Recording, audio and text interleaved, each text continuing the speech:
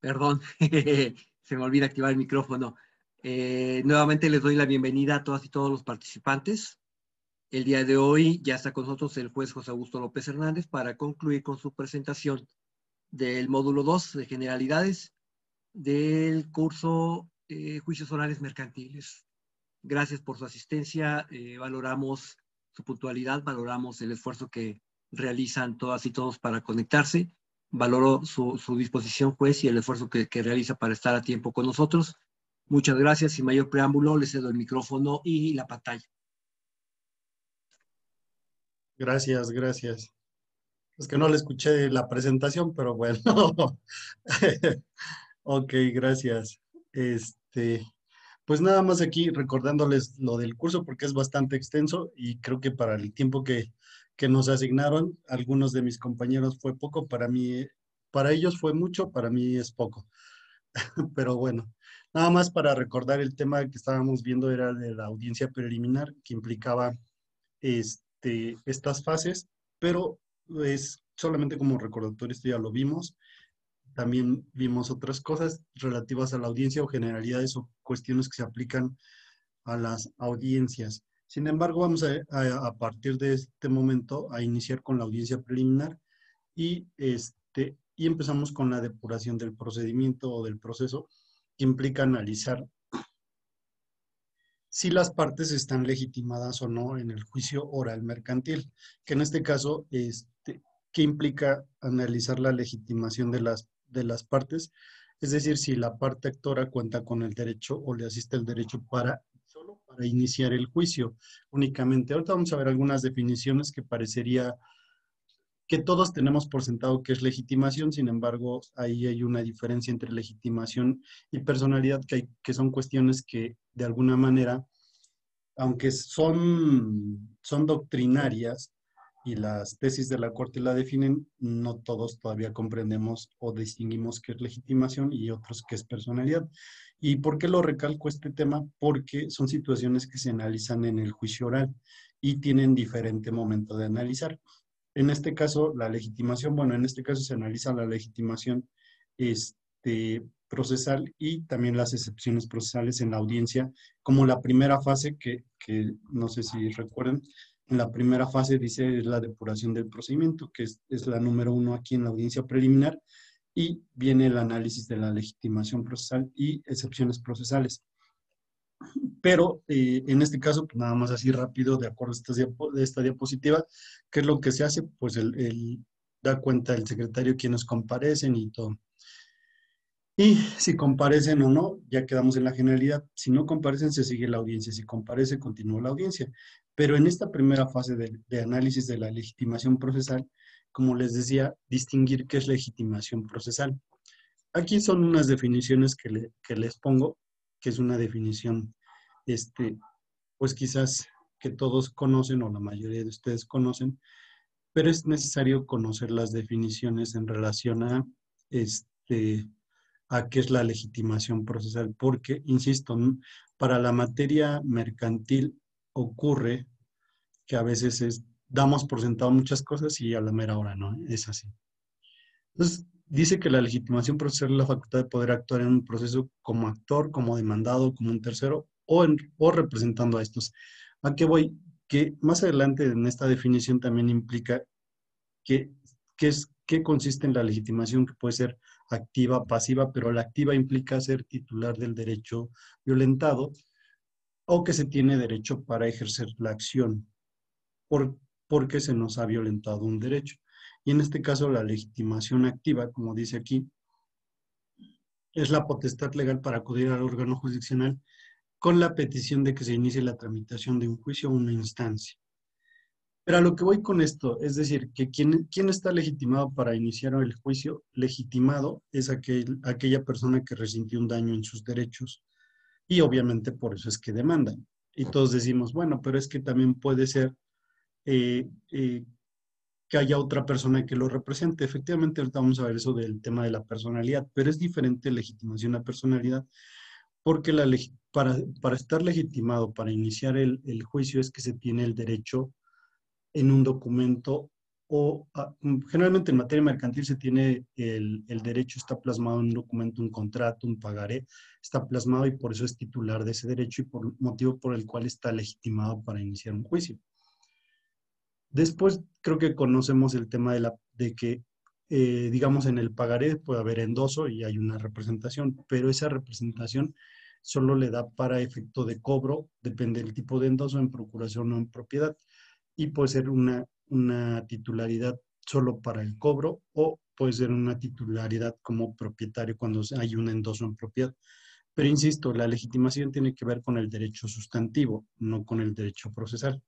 Entonces, para estar legitimado o iniciar el juicio se requiere ser titular del derecho o quien lo inicie ser titular del derecho y además, en su caso, como las sociedades mercantiles, en este caso, de acuerdo a la definición que puse al principio, la legitimación procesal es poder actuar en proceso como actor, como titular del derecho violado, como demandado, aquella persona que incumplió esa obligación, como un tercero, o al final dice, o representando a estos.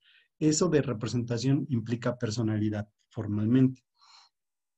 Y, bueno, no voy a entrar en más detalles porque me voy a extender, pero bueno, el legitimado es el titular formalmente. Y entonces, ¿qué implica esto? Que en este caso, la legitimación, si no se tiene legitimación, ¿qué pasa?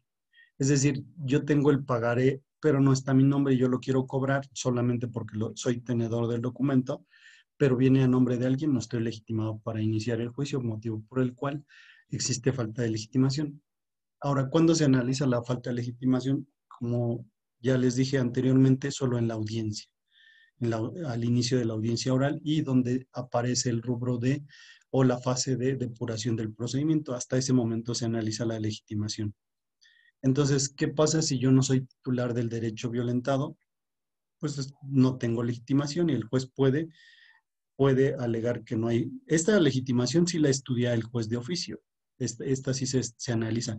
Solo que se resuelve hasta el momento de la audiencia y en la fase donde está la depuración de procedimiento. Y entonces el juez declara que la parte actora no está legitimado porque no firmó el contrato, porque no está su nombre el pagaré. ¿Sí me explico? Y en base a esto, pues necesariamente ya no entra al estudio del juicio y ahí termina el asunto porque lo sobresee el juicio. Pero esta es la legitimación del actor. Ahora, en la fase de depuración del procedimiento, el juez analiza la legitimación del actor y del demandado, es decir, de las dos partes.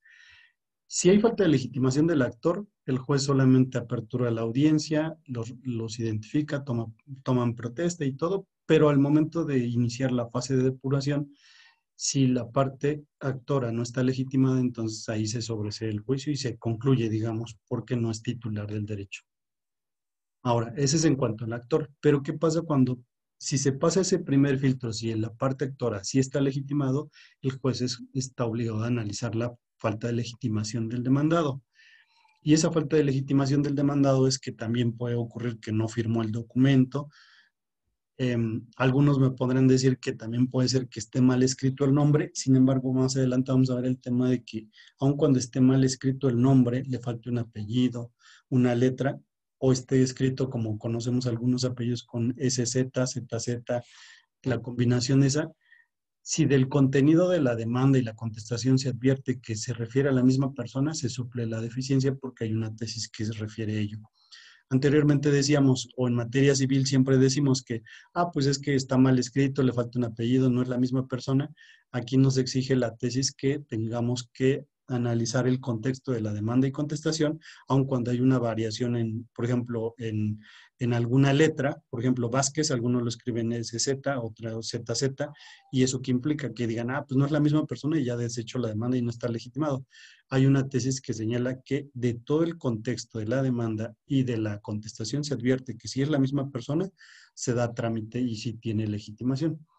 Y les digo, en materia civil, la mayoría, yo me acuerdo que la mayoría de nosotros, pues, ¿qué hacíamos? No, pues se nos hace fácil, mejor desechar todo y ya de una vez concluimos con el asunto, lo cual no podemos hacer en materia mercantil.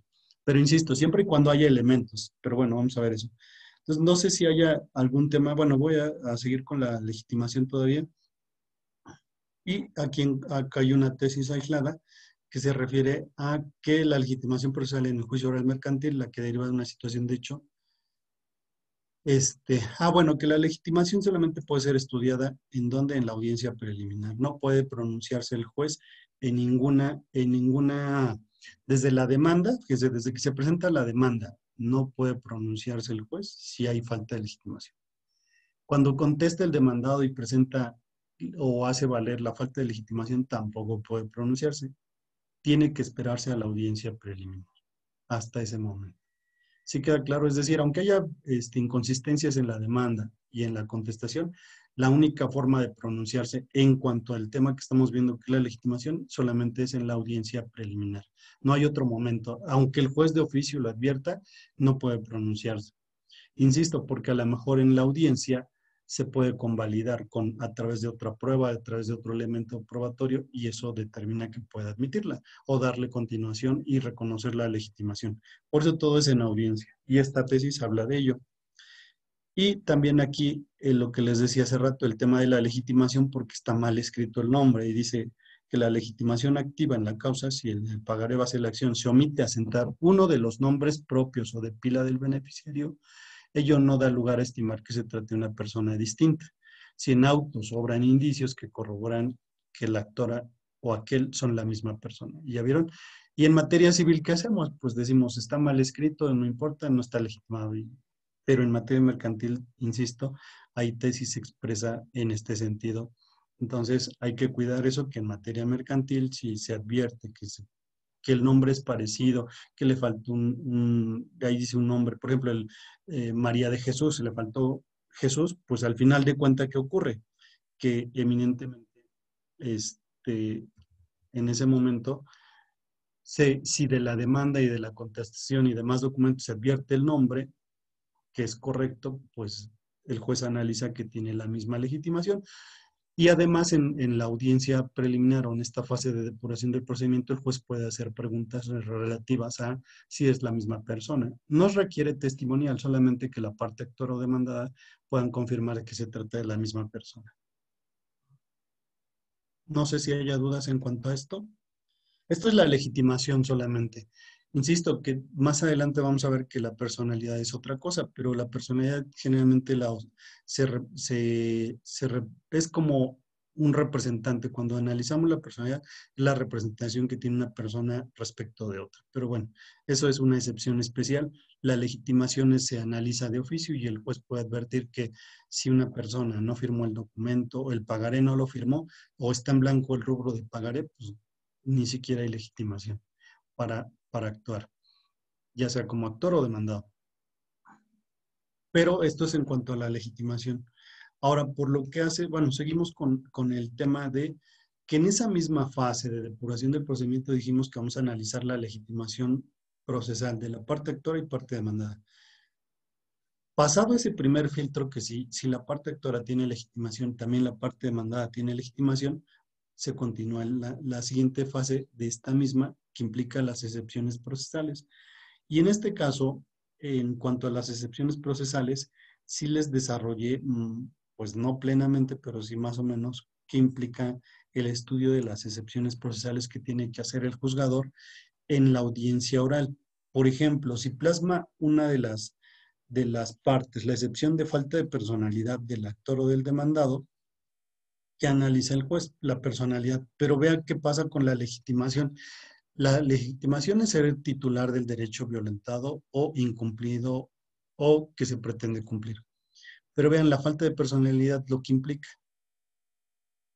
Que entonces cuando hay falta de personalidad es subsanable la falta de personalidad. ¿A qué voy? Que entonces el juez, si advierte la falta de personalidad, le requiere a la parte, ya sea actora o demandada, depende, dentro de 10 días que creen subsanar ese detalle. Pero insisto, ¿qué le va a pedir? Generalmente es un documento que acredite que es representante de alguien. Generalmente esto ocurre. Entonces, si el juez nota la falta de personalidad, si fuera subsanable, le concede un plazo de 10 días. Y si en la audiencia, la parte, fíjense, en la audiencia, la parte actora ya hizo previamente valer al contestar la demanda la falta de personalidad del actor y el juez advierte que sí hay falta de personalidad, no se acaba el juicio. Lo único que se hace es ordenar, perdón, se requiere a la parte actora para que dentro de un plazo de 10 días subsane la falta de personalidad. Y si no lo subsana dentro de ese plazo, pues se sobresee el juicio y se termina ahí en ese momento. Pero vean la diferencia entre falta de legitimación y la de falta de personalidad. Son cosas distintas y ello implica que no se... En el caso de la falta de legitimación, vean, del actor, se acaba el juicio, se sobresee. Falta de legitimación del demandado, aún así, aunque haya falta de legitimación, quedó claro que en esos casos la falta de legitimación del demandado implica que se sigue el juicio. Es decir, no se le reconoce la legitimación, pero el juicio se sigue. Y en la personalidad es subsanable y se les da un plazo de 10 días. Y también hay un razonamiento precisamente como jurisprudencia, como esta jurisprudencia que dice que el juicio oral mercantil, cuando el juez advierta de oficio la falta de personalidad de alguna de las partes tras estudiar el escrito de demanda y contestación, debe prevenirle y otorgarle un plazo establecido en el artículo 1390 bis 12 del Código de Comercio para que la justifique. Y este es el tema de que no solo la jurisprudencia, también el código establece precisamente ese plazo para subsanar solo la personalidad, no la legitimación, y eso debe quedar claro. Seguimos. En caso de la excepción que nos hagan o que hagan valer la parte actora, la excepción de litispendencia. Aquí, ¿qué implica la litispendencia? Pues es cuando un juez conoce de un juicio en el que hay igualdad de partes, acciones deducidas y reclamadas, que existan dos juicios iguales. Pues aquí el mismo código establece qué trámite se le debe dar. Entonces, se debe señalar el juzgado donde se tramita el primer juicio, anexando las copias de las constancias solicitando una inspección en el juzgado donde se encuentra el expediente, que es similar a las partes, a las acciones y a las acciones reclamadas y a las cosas reclamadas. Entonces, dos cosas, anexando copias o solicitando la inspección. Si están en la misma población o en el mismo distrito judicial, si están en diferente distrito judicial, pues no le queda más que a la parte que presentó la excepción de litispendencia, exhibir copia certificada. O sea, hay dos opciones. Y si se declara procedente la excepción de litispendencia, se deja sin efecto un juicio o el segundo juicio. Digamos que en cuanto a la temporalidad, el segundo juicio queda sin tramitarse y se declara concluido el segundo. Y se continúa solamente con en el que se puso la litispendencia. Eso es cuando hacen valer la excepción de litispendencia. La conexidad. En este caso, la conexidad. ¿Cuándo hay conexidad? Cuando hay identidad de personas, acciones y las cosas son distintas. Identidad de personas y cosas, aunque las acciones sean distintas. Acciones que provengan de una misma causa, aunque sean diversas las personas y las cosas, e identidad de acciones y de cosas, aunque las personas sean distintas. Y el trámite es similar al de litispendencia, es decir, lo mismo, se señala el lugar del juicio, se exhiben las copias y no se tienen copias, se solicita inspección siempre y cuando en ese mismo distrito se encuentre el juicio. Si se encuentra en otro distrito, se ofrecen copias. ¿Y qué pasa ahí si queda justificada la excepción?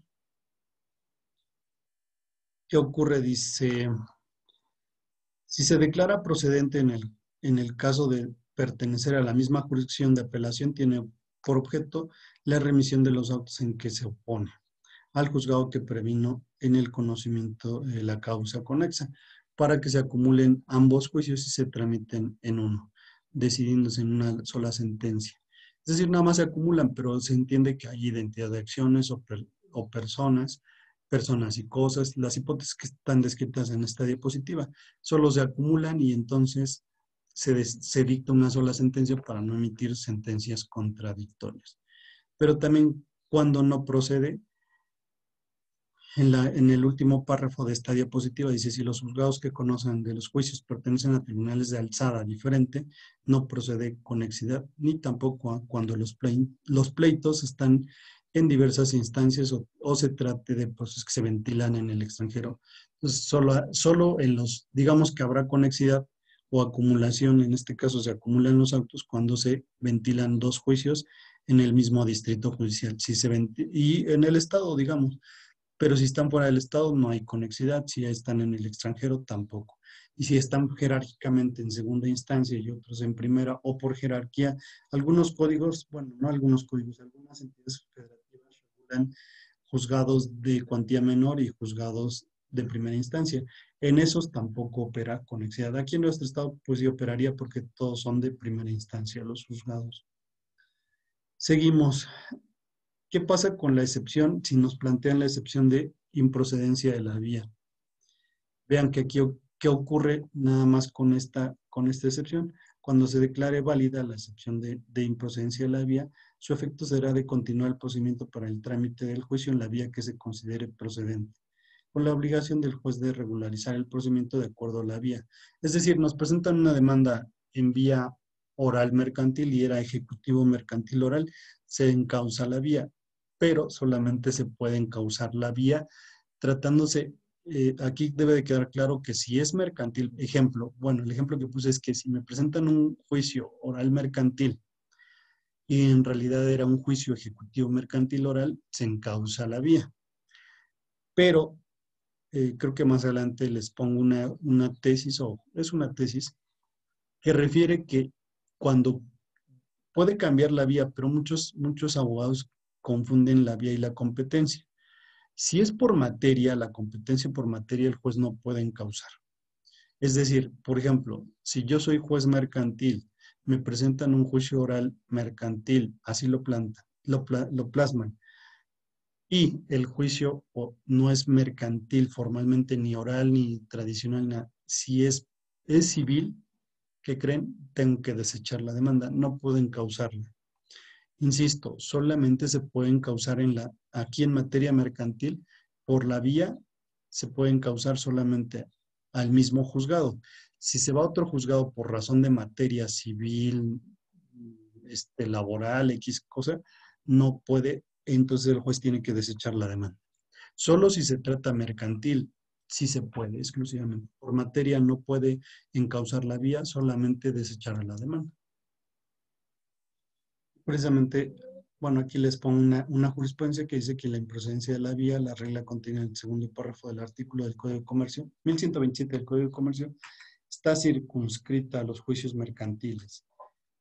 Y precisamente dice por lo que por lo que es inaplicable a controversia de otra naturaleza. ¿Qué significa?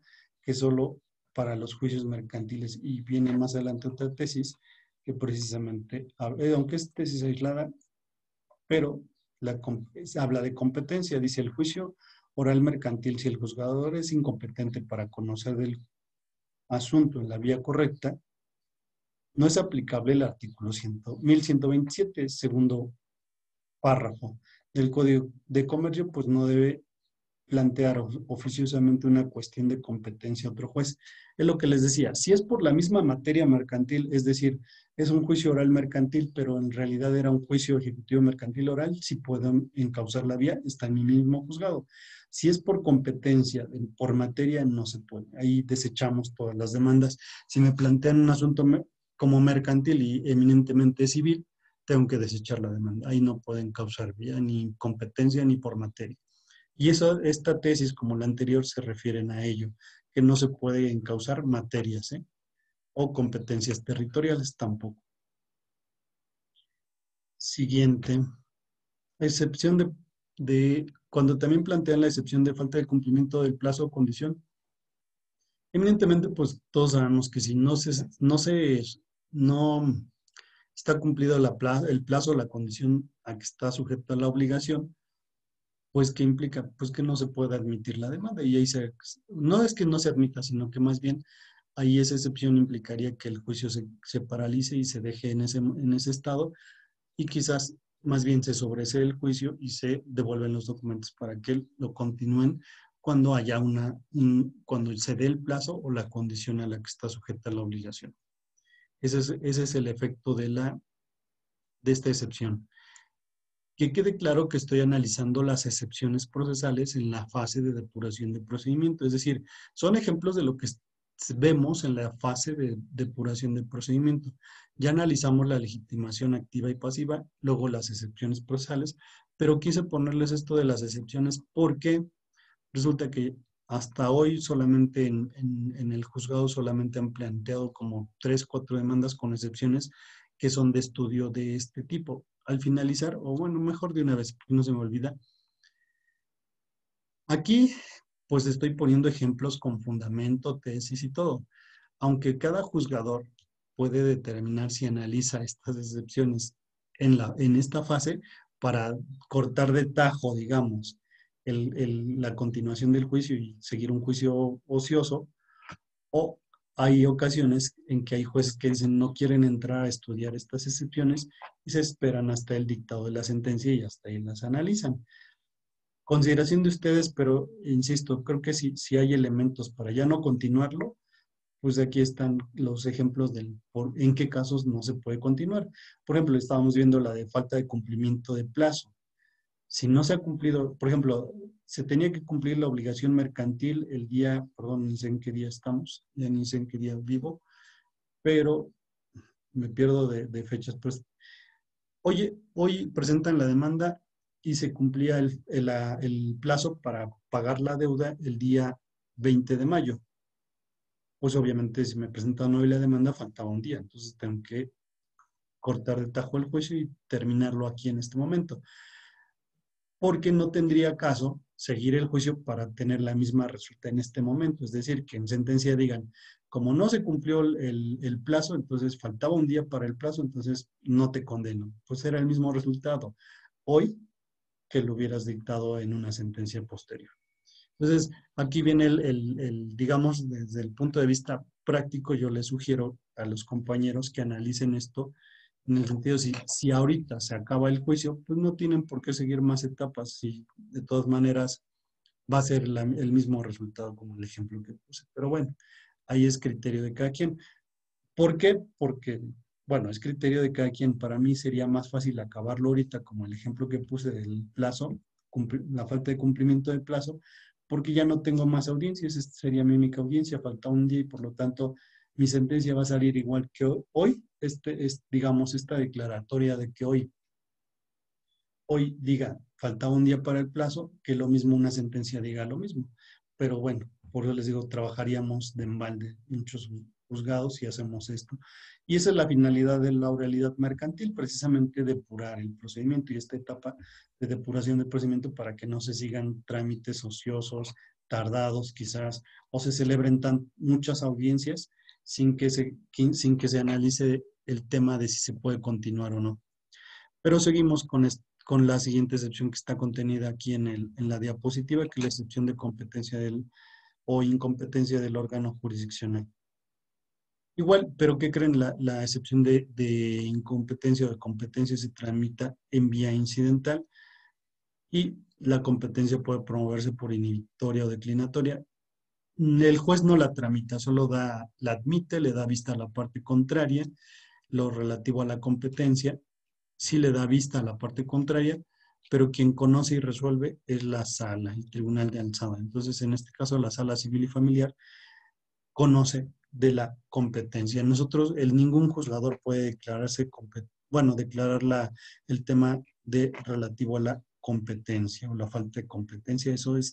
Eso lo deben de plantear como excepción, ¿eh? Como excepción. Que quede claro que también hay juzgadores que pueden decir, es que yo no soy competente para admitir el juicio oral mercantil porque la competencia está, ejemplo, en Ciudad de México. Eso sí se puede, pero si lo plantean como excepción, ¿qué creen? No lo podemos analizar nosotros en la audiencia preliminar, precisamente en esta fase de depuración de procedimiento. Lo que haríamos es que toda vez que plantearon la excepción de falta de incompetencia, la parte contraria dio contestación a la falta o incompetencia del juez. Por lo tanto, se suspende la audiencia en ese momento y se manda al tribunal de alzada para que resuelva lo relativo a la competencia. La sala determinaría quién es el juzgado competente.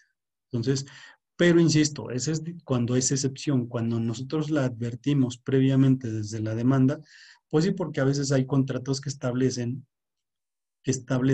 qué juez va a ser competente y entonces qué juez va a conocer. Aunque les debo adelantar, ya no me va a dar mucho tiempo a platicar ese tema que ahorita les voy a decir relativo a la competencia. Se presenta la demanda con un contrato y el contrato establece qué juez es competente. Todos sabemos esa teoría que es juez competente el que señala el contrato. Todo el mundo tenemos esa, y además todas las legislaciones regulan eso.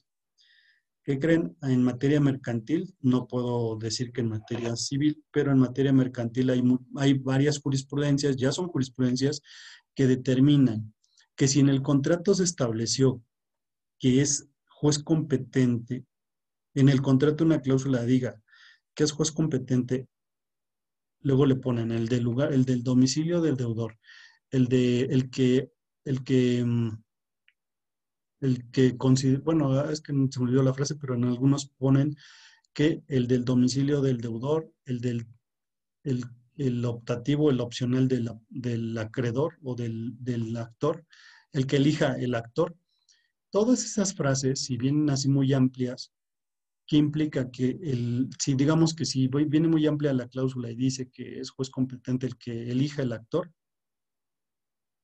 en ese momento esa cláusula determinaría que interpretando una jurisprudencia, que es jurisprudencia obligatoria, que determina que aun cuando, por ejemplo, yo vivo en Tlaxcala, por ejemplo, y yo quiero demandarlo en lo más lejano de aquí, Calpulalpan, por ejemplo, el distrito de Ocampo, ¿qué creen? Hay jurisprudencia que dice que el juez de allá puede desechar la demanda y una forma, esa jurisprudencia no la tengo creo que a la vista, pero esa jurisprudencia determina que el, el acceso a la justicia implica que la demanda se presente en el domicilio del deudor. Mientras más cercana la justicia a su domicilio, se activa ese acceso a la justicia, ese principio o ese derecho humano de acceso a la justicia. Entonces hay que tener cuidado porque muchas demandas mercantiles nos las presentan diciendo que usted es competente y nosotros desechamos porque vemos esos temas. Pero ¿qué creen? Si está domiciliado en el demandado, en nuestro domicilio, en el distrito judicial, analizar el contrato y tenemos que admitirla invocando esa jurisprudencia porque es violación directa al 17 constitucional, donde dice que es juez competente para el de acceso a la justicia, el que está domiciliado cerca del domicilio del deudor. Pero esa jurisprudencia es mercantil, que quede claro. Entonces, esta precisión la hago porque eso es cuando se presenta la demanda. Ahora, yo tengo juicios donde el actor presenta su demanda, no analizo competencia, contesta el demandado y opone la excepción de competencia, que es la que estamos viendo en pantalla en la diapositiva. En ese momento, insisto, el juez ya no analiza competencia, solo da vista a la parte contraria y una vez que aperture la audiencia preliminar y abra esta fase de depuración de procedimiento y análisis de excepciones procesales, suspende la audiencia y remite el expediente al Tribunal del Alzada. Pero esa es una excepción, digamos, como excepción, si se plasma la excepción de incompetencia del juzgador. Entonces, esto es práctica, realmente no hay libros en este tema, o yo que haya leído, pues no hay muchos libros en este tema. Pero lo que sí hay tesis, hay jurisprudencias.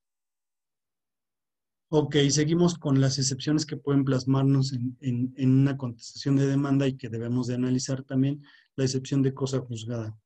Y vean, esta excepción se tramita también en vía incidental, se da 3 días y se dicta resolución en 8. Pero ¿qué creen? No se puede suspender la audiencia. Aquí el juez tiene que continuar el trámite. Esa excepción de cosa juzgada la admite en la audiencia preliminar, le da trámite y se lleva a cabo este procedimiento como le da un trámite incidental. Ahora, si se justifica la excepción de cosa juzgada, también ahí declara la cosa juzgada y se termina el asunto. Ya no tienen que llegar a sentencia como en algunos casos que me ha tocado ver que se llegaba hasta sentencia, pero si la misma sentencia que se dicte en un mes, 2 meses, la puedo dictar hoy, el día de hoy, con esta incidencia donde dice que hay cosa juzgada, Entonces el mismo resultado, solo el tema es la tardanza en la tramitación. Entonces solamente ese es el tema. Excepción de caducidad, van a decir, bueno, es que la excepción de caducidad puede ser excepción o no. Pues algunos que creen en materia mercantil, la legislación mercantil establece cuál es el tiempo por inactividad procesal y que produce caducidad, que son 120 días, pero son 120 días hábiles en materia mercantil. Pero, ¿por qué pongo esta excepción de caducidad? ¿Qué creen? Encontré tesis que establecen que la caducidad, desde que se presenta la demanda hasta la contestación o el auto que señala, hasta el auto que señala, antes del dictado del auto que señala, antes del dictado del auto que señala, 10 horas para audiencia preliminar, es decir, desde que se presenta la demanda, se radica, se emplaza, se contesta demanda, a lo mejor, y la contestación a la vista, durante todo este periodo puede haber caducidad. Pero después del auto que señala día y hora para la audiencia preliminar, ya no opera la caducidad. Eso debe quedar claro. Entonces, bueno, aquí ahorita les pongo más adelante una tesis que habla de eso precisamente, y son en los dos casos. Antes desde la presentación de la demanda, autoerradicación, emplazamientos a los demandados, contestación a la demanda y contestación a la vista, y en algunos casos puede haber reconvención. En toda esa fase, antes de señalar de hora para la audiencia preliminar, antes de eso, hay caducidad. Después de eso, ya señalada fecha para la audiencia preliminar, ya no opera la caducidad. Van a decir, ¿cómo puede operar la caducidad antes del dictado de la audiencia preliminar? El ejemplo que viene en una tesis es que sí, ¿qué pasa si ustedes mandaron a publicar edictos para llamar a juicio a alguien? Pero el abogado no fue a recoger los edictos, el abogado le requerimos una vez, dos veces, o más bien no pierde el interés para darle seguimiento a la publicación de edictos. En ese momento puede operar la caducidad. Y ahorita van a ver esta tesis. Dice, emplazamiento por edictos. Por edictos al demandado en el juicio oral mercantil debe decretarse la caducidad de la instancia ante el incumplimiento del actor de su publicación, para que vean que esta tesis habla del tema este, esta jurisprudencia establece esto, y precisamente dentro del texto establece que, pero previamente, antes del señalamiento de la audiencia, porque la siguiente tesis, vean lo que va a pasar. Caducidad de la instancia en el juicio oral mercantil no puede operar en la fase propiamente oral, que comprende del señalamiento de la audiencia preliminar hasta el dictado de la sentencia definitiva. ¿Ya vieron? Y esta también es jurisprudencia, que implica que esto conlleve a que quede claro el hecho de que todo lo que se haga en la etapa postulatoria del actor, del demandado, las vistas, todo esto, sí opera caducidad, pero después del señalamiento de la audiencia preliminar, ya no. Que es lo que implica la fase oral. Pero, por eso les decía, eso es lo que yo encontré. Y hay otras tesis que no son jurisprudencia, son tesis. Las que ahorita les puse son jurisprudencias, pero hay tesis relativas a esto que explican más a fondo. Pero son tesis, no se las quise poner porque son tesis, pero ya estas dos que invoqué, tanto la primera, que es la del emplazamiento por edictos, esta es jurisprudencia, y la de caducidad de la instancia no puede operar en la fase propiamente oral, esta también es jurisprudencia. Del material de estas jurisprudencias y todo el contenido, pues, ya me dijo el director que se tiene que hacer entrega, algo que me ha costado mucho, pero no importa. Es que me puse a estudiar, ya les dije, pero bueno. Entonces, también me gusta estudiar, pero sí me resultó interesante encontrar y buscar todo esto que que podría ser fácilmente un libro, ¿no? Pero bueno, de lo que he visto, hay muchas cosas más, ¿eh? Pero bueno, la mayoría de lo que hemos visto hasta hoy, o de las tesis son jurisprudencias, la mayoría no son tesis, y eso que implica que sean obligatorias. Entonces, hay que tomar en cuenta eso, que le eche ganas. Señor director. Solo hacer una mención, señor juez, si no me deja usted mal parado frente a los alumnos. Yo le pedí que nos facilitara el material porque a ellos les servirá de estudio para poder presentar el examen con el que concluye el curso. Entonces, esa es la razón, o sea, es buscar facilitarles el, la vía de estudio para presentar su examen. Gracias, señor juez. No, no lo dejo mal, solamente hice la presión que quiere todo para que estudien y saquen 10. Sí, sí lo creo. Además van apuntando ellos, creo que van a ir haciendo, ¿no? Van haciendo los que ponen atención, los que no, pues ya tendrán el contenido gratis. Pero seguimos. Bueno, eso es en cuanto a la causidad. Y la oscuridad de la demanda, ven algo que también, que eso analizábamos en materia civil en sentencia. ¿Qué creen? Ahora este tema de la excepción de obscuridad de la demanda, con esta jurisprudencia que analizamos, ¿qué creen? Se analiza en la audiencia preliminar, precisamente en esta fase de depuración de procedimiento, y dice que la oscuridad de la demanda en el juicio oral mercantil tiene naturaleza de excepción dilatoria procesal y el estudio y de estudio en la fase de depuración del procedimiento, de la depuración de la audiencia preliminar. Y solo remarqué en negrita lo que dice al final. Dice el juez. Dice, señalen qué, bueno, el juez debe señalar en qué consisten los defectos advertidos y se previene al actor para que los subsane en un plazo de 3 días, contados a partir del día siguiente a aquel en que surta efecto la notificación de la prevención. Ha percibido que de no hacerlo, transcurrido el plazo, el juez desechará el escrito. Vean. ¿Y qué quiere decir? Que ya se aperturó la audiencia preliminar o pusieron la excepción de obscuridad de la demanda. El juez tiene que pronunciarse en la audiencia preliminar si hay obscuridad de la demanda.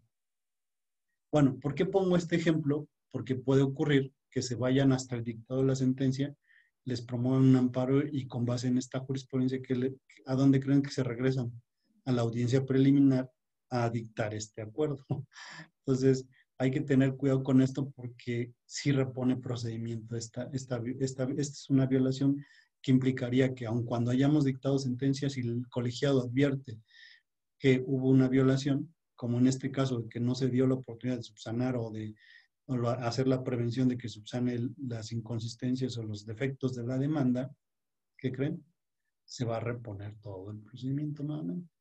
Entonces, imagínense lo que implica. Por eso es el tema, insisto, de que la oralidad mercantil conlleve a que sea más práctico, y precisamente esta depuración del procedimiento que implica, que se depure de tal manera que solamente nos enfoquemos a cosas importantes conforme avanzamos cada fase o cada etapa. Pero si la dejamos pasar este tema que muchos de los en materia de oralidad, perdón, en materia civil tradicional, que hacemos por los jueces, decimos hasta que se dicte sentencia.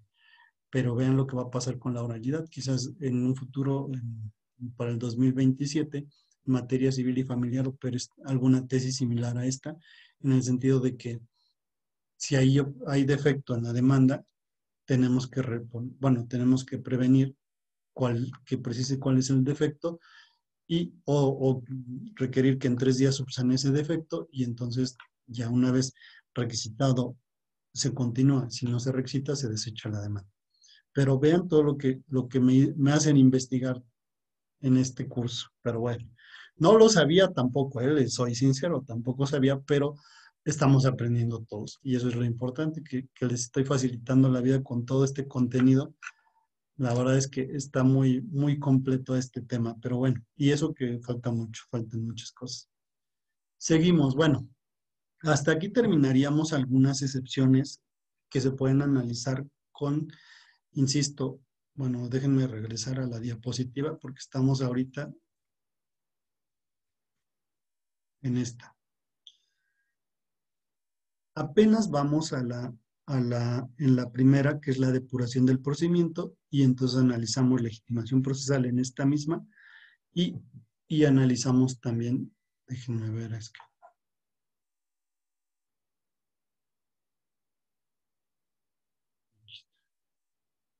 apenas vamos en esta. Apenas vamos en esta.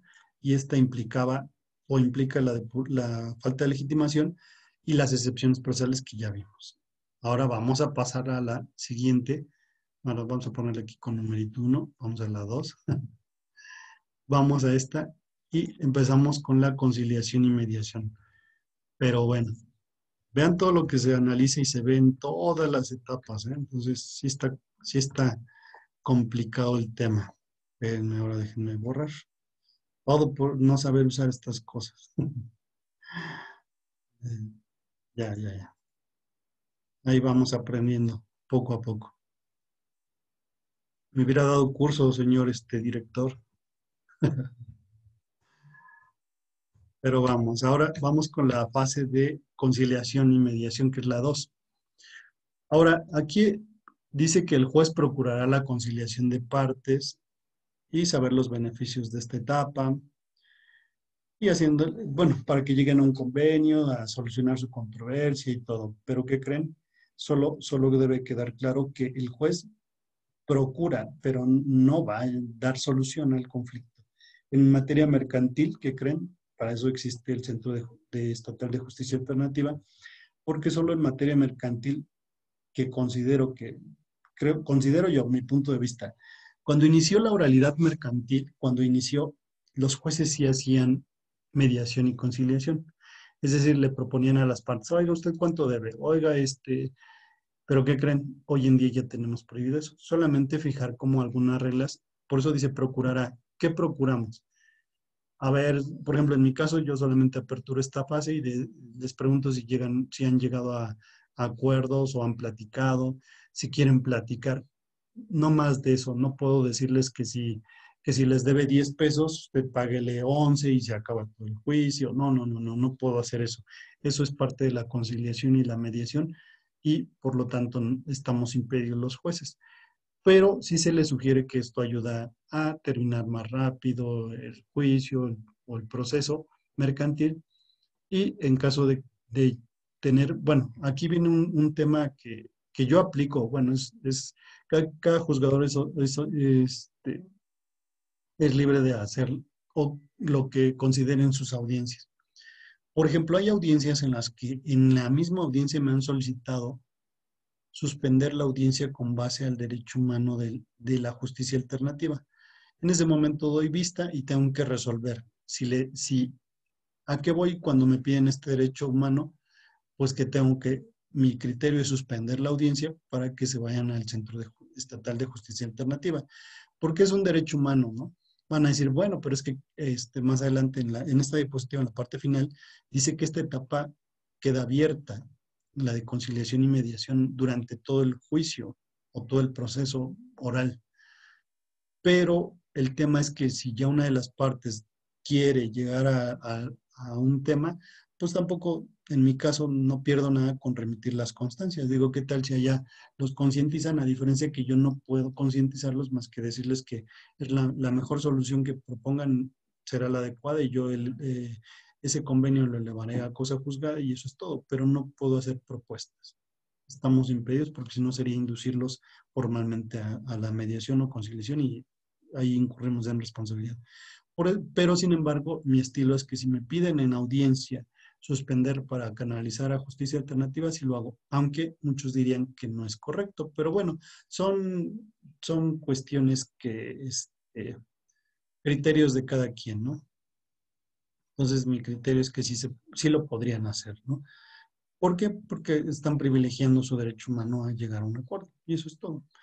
Pero bueno, hay abogados que se han enojado y no quieren, pero yo creo que a veces la verdad es que los abogados en cuanto a este tema de la mediación y conciliación todavía están cerrados en este tema.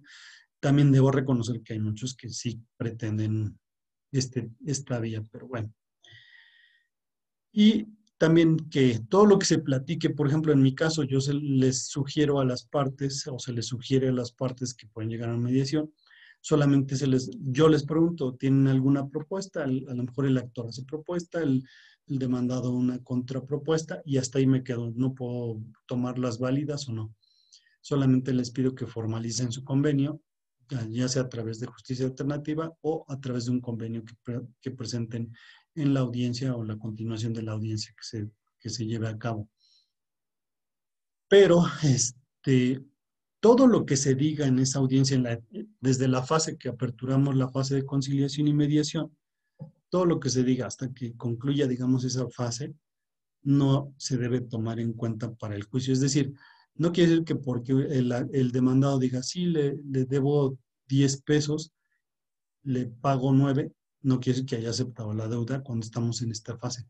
Porque hay tesis y hay jurisprudencia que dice que todo lo que se alegue, y además la Ley General de Mecanismos Alternativos de Resolución de Controles, la ley general como la ley estatal, dice que todo aquello que se pronuncie, se enuncie o se comente en esas audiencias, en la conciliación y mediación, no constituirá una prueba. Es decir, no puede ser usado como prueba. Entonces yo puedo decir, si te debo 10 pesos, te doy 9, punto. Eso no quiere decir que eso lo voy a usar como prueba, eso no puede ser usado como prueba. ¿Sí queda claro? Solo el convenio final si es una prueba o puede constituir una resolución tiene efectos de una resolución y su cumplimiento es forzoso, pero no el tema relativo a todo lo que las declaraciones que se hagan en esa etapa de conciliación no constituyen prueba. Porque ¿qué pasa si yo digo, bueno, ya te doy 9 pesos y ahí muere el pleito? Ejemplo, el demandado dice, me pides 10, te doy 9 y ahí. Pero resulta que después no llegan a la mediación y conciliación y ¿qué creen? Se sigue el juicio y a lo mejor comprueba el demandado que no firmó el documento. No pueden alegar el actor que en la audiencia de conciliación no puede alegar que él aceptó deber 10 pesos y le pagaba. No, eso no es prueba. Entonces, esto está contenido en jurisprudencia. Dice, la etapa de conciliación al juicio oral mercantil, la prohibición consistente que lo expresado dentro de esa etapa no puede ser invocado en una distinta fase del procedimiento. No vulnera derechos fundamentales del debido proceso y de acceso a la justicia. ¿Ya vieron? Entonces, todo lo que se pronuncie en esta etapa no puede ser motivo de prueba. Y es jurisprudencia. Digo, aquí invoco la jurisprudencia, pero la Ley General de Mecanismos Alternativos, como la Ley General como la estatal, establecen, hay artículos similares en este sentido. Ok, y aquí está lo que les decía de las audiencias.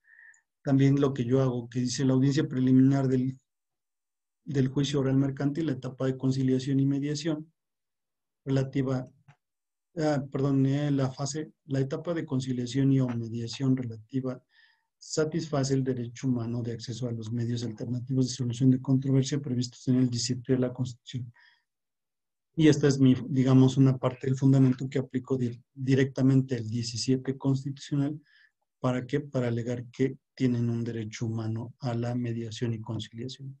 Entonces, para que vean qué es lo que hago en mi caso.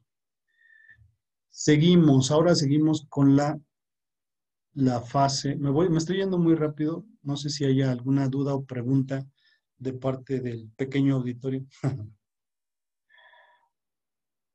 ¿No? Están durmiendo todos. Y lunes, peor. No, la verdad sí es que yo también, no sé si ya comieron, veo que unos creo que están comiendo. No es cierto, no los veo. Pero pero bueno, yo sigo hasta que indiquen ustedes, hasta que se despierten, yo sigo, que apenas son las 6. Pero bueno, seguimos con la tercera fase o etapa que implicaría la fijación de acuerdos sobre hechos no controvertidos. Pues aquí solamente viene un ejemplo que sí se haría en la audiencia.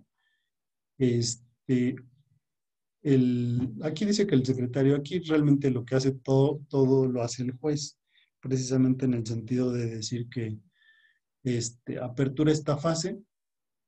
Y algo que se me olvidaba también, perdón, es que desde que se apertura cada una de las, miren, déjenme regresar a la que está establecida aquí.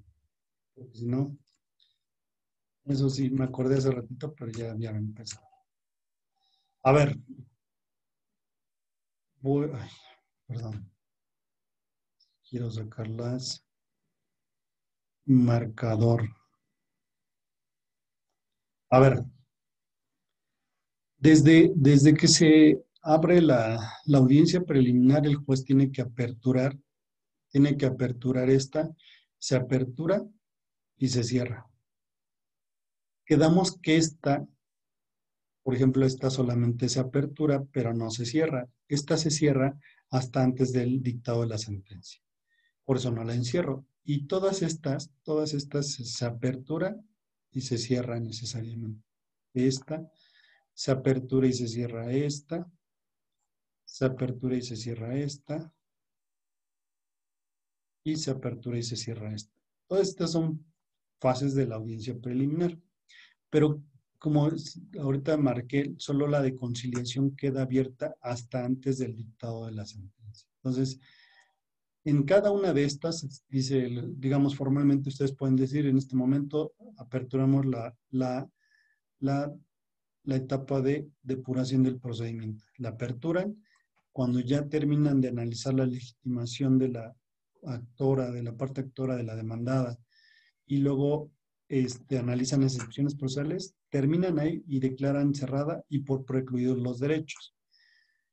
En esta etapa de conciliación, solo pueden decirse declara abierta y esta no se cierra sino hasta con el dictado de la sentencia. Fijación de, íbamos en la diapositiva que estábamos, íbamos en esta donde dice fijación de acuerdos sobre hechos no controvertidos. Esta se apertura. Terminando esta etapa, el juez tiene que cerrarla necesariamente. Tiene que cerrar todo. Entonces, insisto, todo esto es aperturar cada etapa. No sé si recuerdan que la ciudadana juez Laura Marcela, ella decía que ya no es necesario todo esto. Sin embargo, yo sugiero que, les digo, es cuestión como método táctica de ustedes. Aperturan y saben en qué momento cierran. Porque, ¿qué pasa si se les olvida algo de aperturar y cerrar? Como ahorita se me olvidó precisamente darles esto. Tendrían que reponer, en un amparo, reponen procedimiento por no cerrar las etapas o no aperturarlas, o no definirlas, no decir se apertura la etapa, sino no definirlas adecuadamente, implicaría que haya violaciones y se repone el procedimiento. Entonces, es sugerencia y yo como desde mi punto de vista, si las marco como inicio una etapa, por ejemplo, la 1 de depuración del procedimiento, si la enuncio y también la enuncio como la cierro. La de conciliación la aperturo y solo queda plasmado en la grabación que queda abierta esta etapa hasta antes del dictado de la sentencia. Y así luego vamos con la fijación de acuerdos sobre hechos no controvertidos. ¿Qué pasa con esta? Aperturo, termino esta etapa y la cierro. Lo mismo con la fijación de acuerdos probatorios y todo. Entonces, sí hay que aperturar y cerrar. Sugerencia. La jueza Marce dice que no, pero considero que eso les va a ir marcando la pauta de cómo van a ir definiendo cada una de esas etapas. Porque les voy a pasar lo de ahorita que yo acabo de hacer. Me regresé ahorita a explicarles esto. Entonces, pero bueno, estábamos en la fijación de acuerdos sobre hechos no controvertidos. Estábamos en la tercera etapa.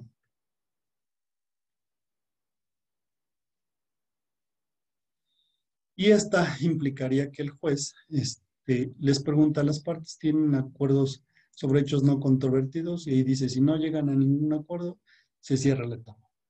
Si hay acuerdo, se define. ¿Qué hechos no controvertidos pueden ser? Bueno, aquí, perdón que lo diga, pero dice la nota final dice que no está facultado el juez para hacer propuestas. Efectivamente no estamos facultados. Pero sí, creo que en algunos, hace tiempo cuando empezaba la oralidad mercantil, sí estaban, bueno, no estaban facultados, sí lo hacían. Porque ¿qué pasa? A ver, ¿qué pasa si se firmó un pagaré? Bueno, el actor demanda el cobro de un pagaré, en la vía ejecutiva mercantil oral, el pagaré, el cobro de ese pagaré, y la parte demandada dice, no suscribí el pagaré. Está contradiciendo todo y no hay hechos no controvertidos. Es decir, no hay nada en que coinciden, porque uno dice que sí lo firmó y el otro no. Ahí no hay acuerdo, digamos. ¿Qué pasa? Fíjense, pero ¿qué pasa si dice uno, el pagaré lo suscribió Juan, y Juan dice, sí lo suscribí, pero lo que no suscribí fue el interés moratorio. Vean qué pasa. Allá sí hay un acuerdo en el sentido que se suscribió el documento, lo único que no fue el interés. Vean lo que cambia, ¿no? Entonces, eso podría ser un acuerdo sobre hecho no controvertido. ¿Por qué? Si se suscribió el documento, se deben 10 pesos, lo único que no le debo son intereses.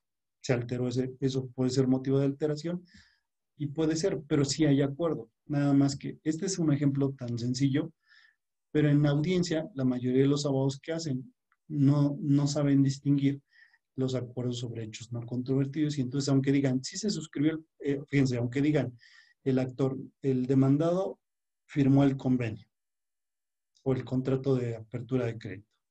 El demandado dice, sí lo firmé, pero bajo estas condiciones. O sea, sí lo firmó, pero bajo otras condiciones sí, pero al final está aceptando la esencia del contrato y entonces ahí podría haber un hecho no controvertido.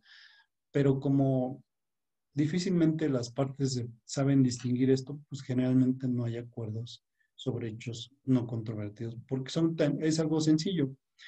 ¿Y a qué voy con esto? Si en los hechos, en los acuerdos sobre hechos no controvertidos quedan firmes, se suscribió el pagaré y el otro dice sí se suscribió más no el interés, eso daría motivo a la exclusión de pruebas en la siguiente fase, pero no lo hacen. Entonces, insisto, es algo muy sencillo, pero el tema es que los jueces tenemos que analizar 1000 cosas porque no podemos proponer aquí. Por eso les digo, aquí en la parte final dice la nota, no está facultado para formular propuestas, aunque sí nos gustaría, porque si se le pregunta al actor, usted dice que Juan firmó el documento, resulta que Juan dice, sí lo firmé, pero no el interés, pues creo que hay un hecho no controvertido, pero bueno, generalmente las partes no llegan a ningún acuerdo siempre. Siempre dicen, no quiero llegar, se les pregunta, no hay acuerdo, no hay acuerdo, y ya, así se van.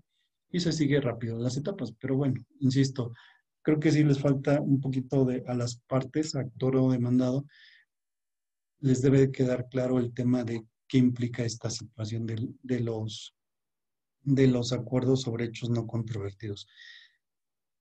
Pero y lo mismo de que ocurre acá, en cuanto a esto. Igual aquí, bueno, voy a recalcar que aquí, ¿qué hace el juez? Apertura la audiencia aquí. Si no hay acuerdo sobre hechos no controvertidos, acá dice se cierra la etapa y se declaran precluidos los derechos. De todas maneras, el juez puede aperturar esta etapa y si hay acuerdos, de todas maneras declara cerrada la etapa aquí y por precluidos los derechos que pudieron haberse ejercitado.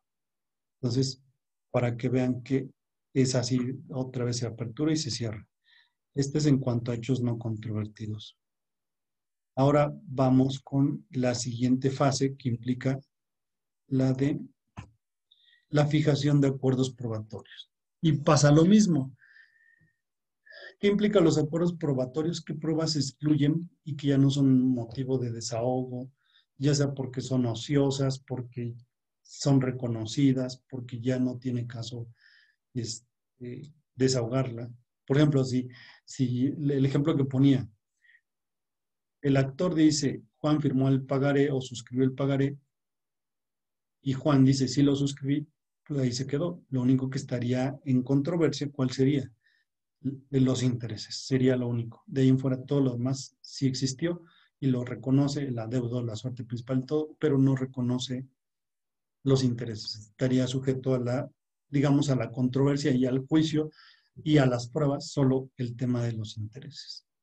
Pero vuelvo a insistir, es difícil que las partes lleguen a acuerdos porque en el momento en que ellos aceptan, bueno, es que creo que poniéndome en el lugar de ellos, aceptar algo en una audiencia y no estar concentrado en la audiencia implicaría a lo mejor aceptar cosas que no les convienen. Por eso siempre dicen, no hay acuerdos probatorios, no hay acuerdos sobre hechos no controvertidos. Por eso siempre dicen no, para no cometer errores, porque ¿qué creen? Ha habido audiencias en las que cometen errores. Pero bueno. Y lo mismo que en esta fase, se declara aperturada la audiencia de fijación de acuerdos probatorios, se les concede el uso de la voz a las partes para que ellos propongan cuáles son esos acuerdos probatorios. Si hay acuerdos probatorios, si no hay acuerdos, se cierra la etapa y se declaran precluidos. Si el juez, si las partes llegan a acuerdos probatorios, también se cierra. Ahí se determina cuáles son los acuerdos probatorios y se cierra la etapa. Dice que la ley faculta al juez formular. Yo aquí insisto, sí, pero si en la etapa anterior, que implica la de fijación sobre hechos no controvertidos, no hay acuerdos, o sea, no excluimos hechos, resulta que aquí va a haber una contradicción, es decir, en la primera etapa no excluí hechos, y aquí si o declaro ociosa una prueba, o ya se tiene por desahogada, como que va a haber contradicción. Debe de haber coherencia entre los acuerdos sobre hechos no controvertidos, es decir, se suscribió el documento. Aquí el hecho no controvertido es que se suscribió, lo que no fue el interés. ¿Qué quitaríamos aquí? Todo el pagaré, solamente dejaríamos el espacio sujeto de investigación, que sería la partecita donde está el interés moratorio. ¿Sí me explico? Eso sería, pero fuera de eso, si en esta etapa de acuerdos sobre hechos no controvertidos no hay acuerdo, pues aquí aunque le fijen el acuerdo probatorio, pues hay una contradicción. En el otro no hubo y aquí sí.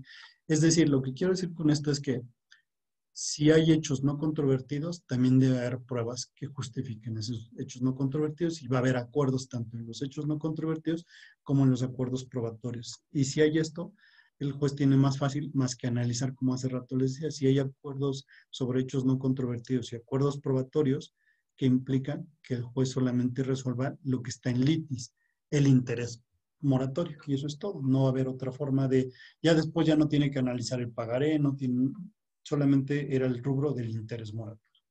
Entonces, pero, insisto, ¿qué pasa cuando en los acuerdos sobre hechos no controvertidos y acuerdos probatorios no hay coincidencia?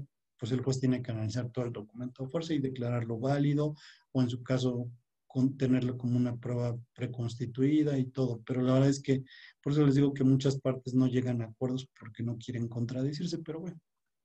Y insisto, por eso es que la parte final donde dice de esta diapositiva, la ley faculta al juez formular, pues sí, sí puede formular, pero insisto, si en la fase de acuerdos sobre hechos no controvertidos no llegan a nada, pues tampoco aquí va a haber nada. Pero bueno, son sugerencias y también aquí se declara cerrada la etapa y por precluir los derechos que pudieron haberse ejercitado. Posteriormente vamos a la siguiente etapa. Seguimos en la audiencia preliminar y seguimos en la calificación sobre la admisibilidad o no de las pruebas. Pero vean, aquí el juez analiza qué pruebas admite, cuáles desecha, y una vez que admite o desecha, les concede el uso de la voz a las partes para que las partes manifiesten lo que a su derecho convenga. Bueno, y aquí viene como digamos, esta guía es una guía tradicional que se tenía. Ahora el juez es el que redacta, bueno, no redacta, sino que el juez en la audiencia dice, de la parte actora inicia analizando las pruebas de la parte actora y dice cuáles se admiten y cuáles no.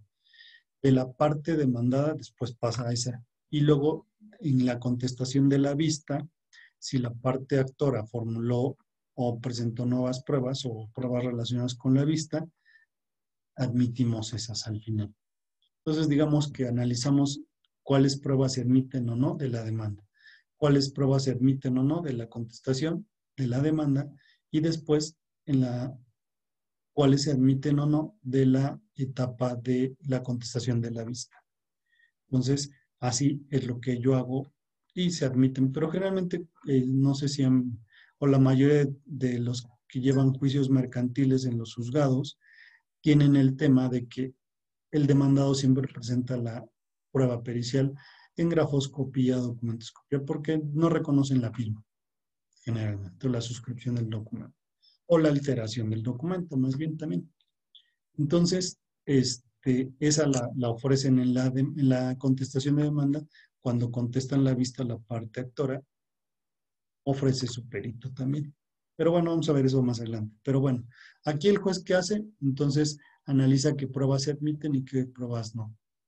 Aunque aquí, creo que sí, es que ya pasaron 15 días, ya no me acuerdo. Pero desde que di la anterior clase fue que les comenté cómo debían de ofrecer sus pruebas, es decir, cómo debían de presentarlas. Y nada más para recordar, espérenme tantito porque...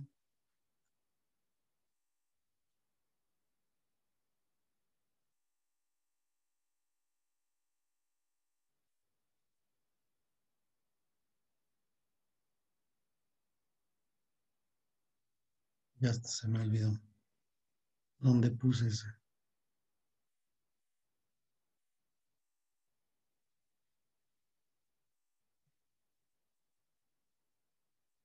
Aquí está. El tema relativo a qué requisitos deben de, esto es con la demanda y la contestación y hasta en la vista. ¿Qué requisitos deben satisfacer?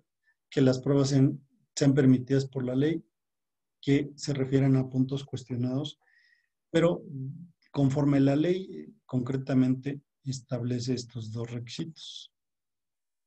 Que exprese con claridad el hecho o hechos que se pretenden o que se tratan de demostrar y las razones por las cuales considera se demostrarán sus afirmaciones. Estos dos requisitos que establece el Código de Comercio. Si no establecen, por ejemplo, si ofrecen una prueba, ofrezco la prueba confesional a cargo del demandado, pero no expreso este punto 3 ni el 4, omito todo esto, ¿qué creen? No se admite esa prueba. Es decir, si yo no la relaciono con el hecho de que el demandado suscribió el pagaré y que con eso, con la confesional, quiero acreditar que él confiese que realmente suscribió el pagaré, esa es la razón por la cual quiero ofrecer esa prueba confesional. Si no relaciono todos estos dos puntos, estos dos están relacionados, si no los relaciono al ofrecer la prueba, no se admite. Es decir, como en materia civil, perdón el ejemplo. ¿Qué pasa en materia civil? Vengo a ofrecer la prueba confesional a cargo del demandado. Y eso es lo único que ponemos, generalmente, o se pone en los ofrecimientos. Pero aquí, a diferencia de esto, tenemos que poner eso, o la parte actora o demandada tiene que poner eso, pero además tiene que poner qué hecho quiere demostrar. El hecho 1, donde suscribe el pagaré. Hecho 2, donde se estableció la fecha de vencimiento. Hecho 3, donde el mismo deudor se obligó a pagar un interés moratorio. ¿Sí me explico? Y luego las razones de por qué ofrezco esa confesional es porque quiero acreditar que el demandado sí suscribió el pagaré, no ha cumplido con su obligación hasta el día de hoy, por eso es que lo estoy demandando. Eso debe estar relacionado con los hechos de la demanda. Si no relacionan o no precisan estos dos puntos que les acabo de, esto que les encerré, no lo acreditan, no podemos admitir las pruebas, eminentemente. Entonces, si no las podemos admitir porque no expresaron con claridad el hecho o hechos que quisieron demostrar y no expresaron las razones con las cuales considera demostrar sus afirmaciones. Porque algunos abogados que aún existen no litigan mercantil. La primera vez que litigan ofrecen su prueba como en materia civil, desechamos las pruebas. ¿Sí? Entonces, hay que tener claro esto y muy preciso estos dos puntos para admitir o desechar pruebas. Por eso me regresé a este punto, porque el juez analiza precisamente en la audiencia de admisión de pruebas. Me regreso a la diapositiva. Perdón.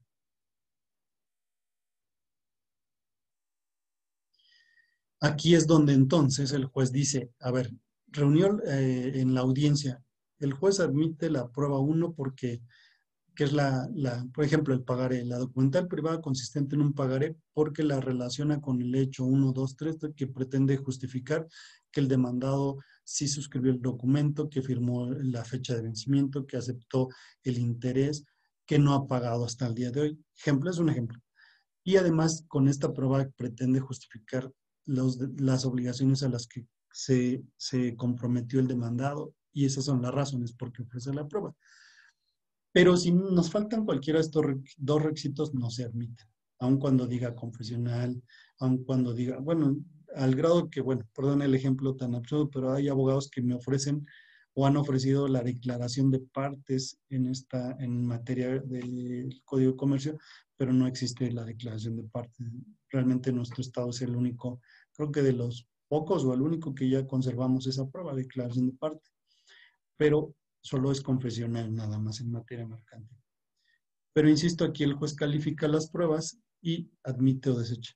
Más adelante vienen algunos requisitos. Cada prueba, y eso se me olvidó comentarles desde que vimos la diapositiva que deben de ofrecer esto, los requisitos de cada prueba. Cada prueba tiene requisitos indispensables para que se ofrezca. Tienen que requisitarla las partes, actora y demandada, porque si no lo requisitan, pues el juez en audiencia las va a desechar. Ahora, ojalá realmente sean exigentes al momento los compañeros. Es más, también los secretarios, ya lo dije en alguna plática de nosotros, que ojalá los secretarios ayudaran al juez a decir, ¿sabe qué? Yo considero que esta prueba no debería de admitirse porque le faltó un detalle, considero que mejor deberíamos desecharla y así, como siempre lo hacemos, buscamos pretexto para no empaparnos de pruebas. Y entonces, pero mientras estén bien desechadas, pues no se podría, no, la parte contraria no podría alegar nada. Entonces, por eso. Eso es en cuanto a la admisión o desechamiento de pruebas, pero también aquí hay una parte que en el momento en que se admiten las pruebas, la parte, como les decía, al final de que se admiten o se desechan las pruebas, se le concede el uso de la voz a la parte actora y demandada, porque vienen las pruebas del actor, concluyen de admitir o desechar pruebas del actor, de la demanda le conceden el uso de la voz. Luego admiten o desechan pruebas de la contestación de demanda y luego admiten o desechan pruebas de la vista. Y entonces esto implicaría que en cada momento, ya sea que el actor o el demandado pueden hacer objeción. Si checan aquí en la diapositiva, pueden objetar aquí, en esta audiencia pueden objetar. Objeto que hayan admitido la prueba documental por esto. Nada más que si me adelanto con la prueba de la objeción documental porque el mismo Código de Comercio establece que la única objeción en vía de las documentales tiene que justificar la objeción a través de la prueba pericial. Si no ofrece prueba pericial, no se tiene por objetada la documental. Entonces, sí condiciona el Código de Comercio que las documentales tienen que ser objetadas o redarguidas de falsas, pero necesariamente deben de ofertar la prueba pericial para desnaturalizar la prueba documental pública o privada.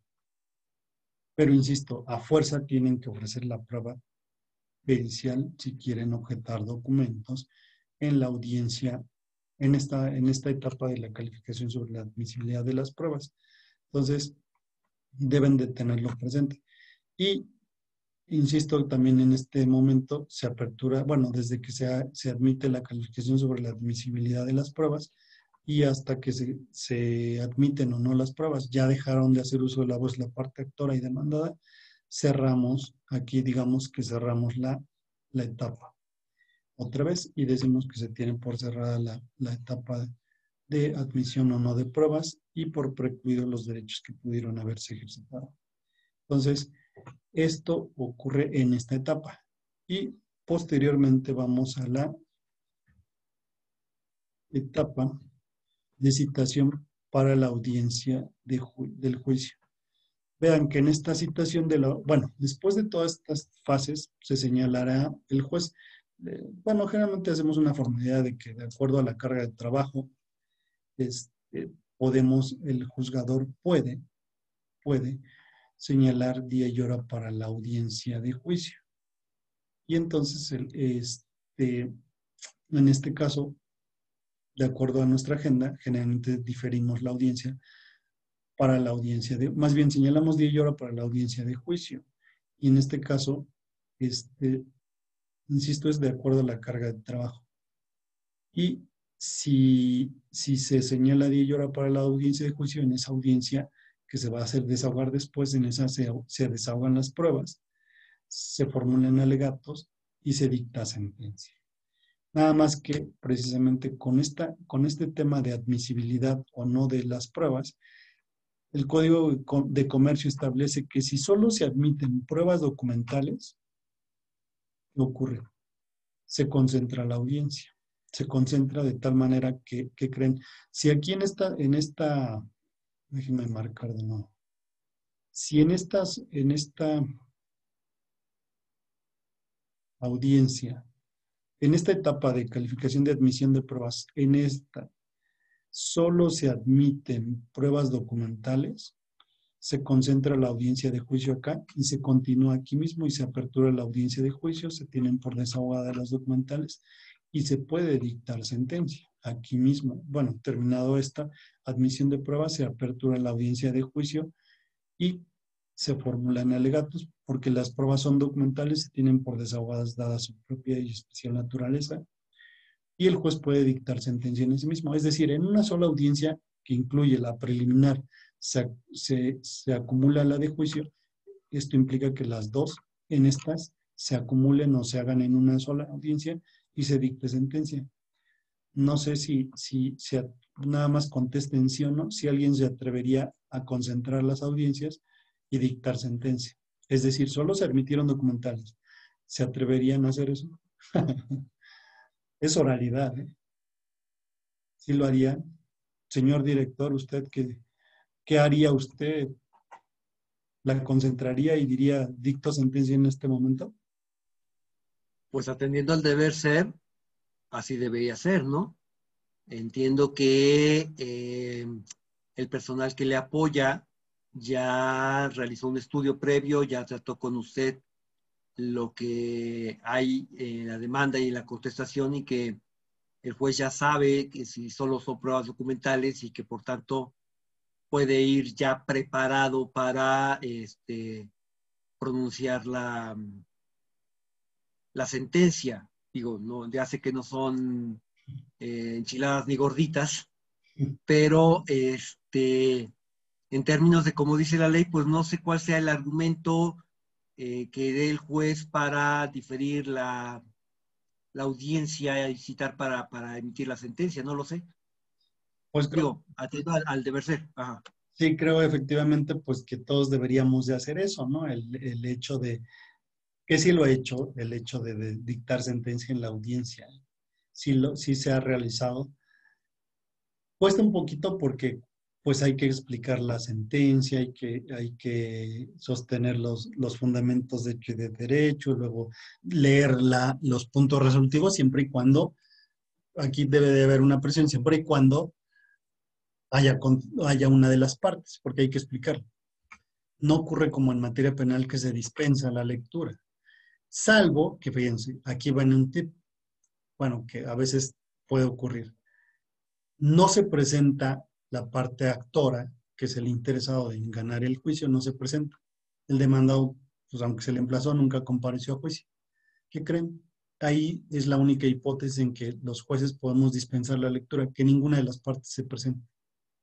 Eso le llamaría yo suerte, ¿no? Que no se presente nadie y entonces podemos dispensar la lectura. Es decir, se concentra la audiencia preliminar, la de juicio a la preliminar.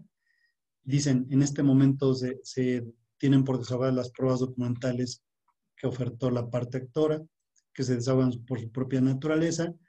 Se pasa a la fase de alegatos, pero como no está, no hay alegatos y se dicta sentencia. Pero como no hay nadie, el código permite que si no comparecen las partes se puede dispensar la lectura y eso sería lo más sencillo porque ahí no leemos sentencia ni nada, ni explicamos ni nada. Eso es suerte, digamos. Pero si está una de las partes no podemos dispensar y tenemos que explicar la sentencia. Entonces, sí me ha ocurrido, también debo reconocer que me ha ocurrido que concentro las audiencias, no comparece nadie y ya dispenso la lectura. Pero en la mayoría entra la parte actora, se tiene que leer la sentencia y firmar. Además, se ha estilado el hecho de que también en la audiencia se firme la sentencia. En la grabación aparezca la firma, o sea que se firmó en ese momento la sentencia.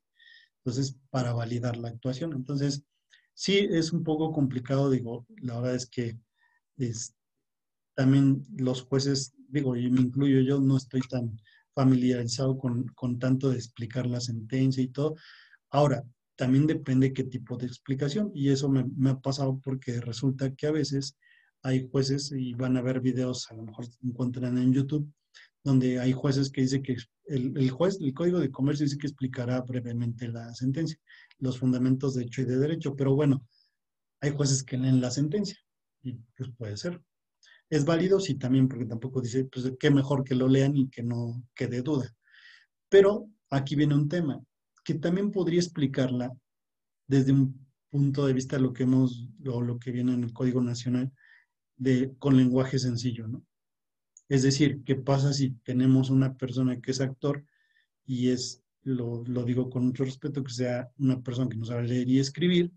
Oiga, ¿sabe que usted ya ganó? El pagaré o el documento que usted presentó es válido, usted va a ganar, ya ganó en este momento y va a cobrar. A lo mejor explicarlo así, ¿no? Pero porque el abogado legalmente, pues sí sabría los términos jurídicos, pero una persona que quiere saber si ganó o perdió, ¿cómo le explican? Entonces, hay dos cosas, explicarlo en términos o lenguaje sencillo o explicarlo en dos términos, jurídico y sencillo. O sea, ahí depende la táctica de cada juzgador, cómo quieran explicarla. Yo diría, generalmente está la parte actora que a veces es el endosante, que son personas que apenas o por su trabajo no le entienden, no tienen profesión de abogado, pero bueno, a mí me deben dinero. Bueno, señor, ya usted ya ganó, va a cobrar su dinero, no sé. Y entonces, eso podría ser muy práctico, porque, insisto, el tema jurídico, pues ya el abogado lo entiende, es más, en ese momento se les entrega este, la copia de la sentencia, aunque sea la audiencia concentrada o la audiencia de dictado de sentencia, si se concentran, de todas maneras en los dos se les entrega la copia de la sentencia para que la lean durante la explicación o en su caso hagan valer cualquier aclaración. Pero bueno, es consideración de ustedes.